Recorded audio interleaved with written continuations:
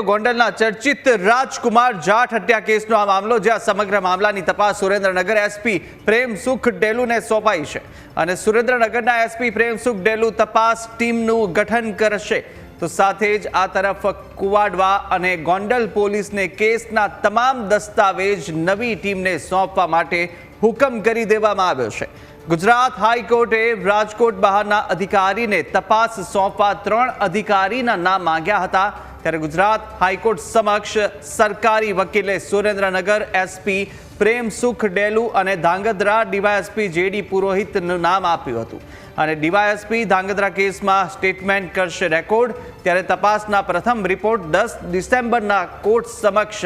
રજૂ કરવામાં આવશે।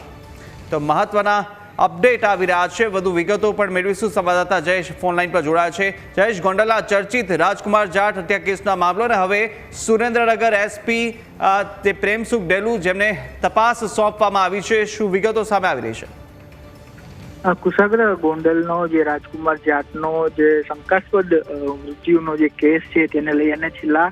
ઘણા વખતથી તેમનો પરિવાર છે તે સીબીઆઈ તપાસની માગણી છે તે કરી રહ્યો છે અને તે મુદ્દા સાથે જ તેઓએ ગુજરાત હાઈકોર્ટમાં પણ અરજી છે તે કરી હતી ને ત્યારે ગત સુનાવણી દરમિયાન ગુજરાત હાઈકોર્ટે પણ એફએસએલનો જે રિપોર્ટ છે તેની સામે કેટલાક શંકાઓ છે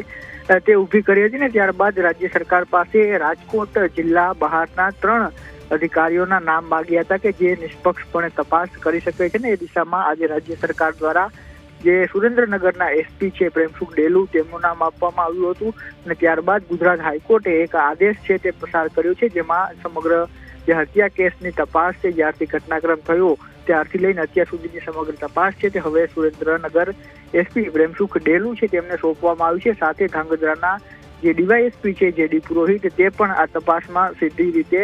કામગીરી કરશે અને એક નવી ટીમનું ગઠન છે તે કરવામાં આવશે, જેની અધ્યક્ષતા છે તે ડીવાયએસપી કરશે અને તમામ સ્ટેટમેન્ટ પણ ડીવાયએસપી દ્વારા જ રેકોર્ડ કરવામાં આવશે અને ત્યારબાદ આ તપાસ ચાલી રહી છે એવામાં તપાસનો જે પ્રથમ રિપોર્ટ છે તે 10 ડિસેમ્બરના કોર્ટ સમક્ષ રજૂ કરવામાં રહેશે। ત્યારે કુવાડવા પોલીસ દ્વારા અને ગોંડલ પોલીસ દ્વારા જે પણ તપાસ અને સીસીટીવી એક